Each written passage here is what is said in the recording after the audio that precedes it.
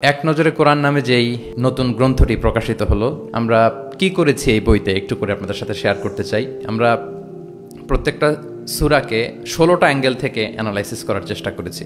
শুরুতে আমরা সূরার সংক্ষিপ্ত পরিচিতি নিয়ে এসেছি।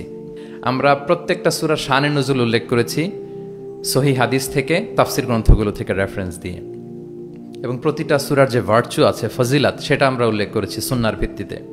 সূরার শুরু শেষের সম্পর্কটা কি সেটা আমরা একটা সাব পয়েন্টে এনেছি। পাশাপাশি এই সূরার সাথে এই সূরার আগের সংযোগটা কোথায়, এবং এই সূরার সাথে ডিরেক্টলি এই সূরার পরে যে সূরাটা আসতেছে সেটার সংযোগটা কোথায়, সেটা আমরা এখানে নিয়ে এসেছি। পাশাপাশি সূরার মূল শিক্ষাগুলোকে আমরা কয়েকটা সেগমেন্টে ভাগ করেছি, বেসিক্যালি 3টা সেগমেন্টে। তারপরে গতিপথ দিয়ে আমরা বুঝিয়েছি যে কখন কোথায় আলোচনার মোড় নিয়েছে, একটার পর একটা কিভাবে আসলো, এই সিকোয়েন্সটা আমরা গতিপথে উল্লেখ করেছি। এরপর আমরা ওভারভিউ রেখেছি একটা পয়েন্টে। ওভারভিউ হচ্ছে সূরার আয়াত ভিত্তিক বা রেঞ্জ ভিত্তিক এই সূরাতে কি নিয়ে আলোচনা করা হয়েছে তার সার নির্যাস। এরপর মেজর থিম উল্লেখ করেছি। বিভিন্ন বিষয় নিয়ে প্রতিটি সূরাতে আলোচনা হলেও কিছু ফোকাসড পয়েন্ট থাকে একটা সূরার, সেগুলোকে আমরা মেজর থিমে এনেছি। এরপর আমরা সেন্ট্রাল থিম রেখেছি, একটা সূরার কেন্দ্রীয় আলোচ্য বিষয় কি।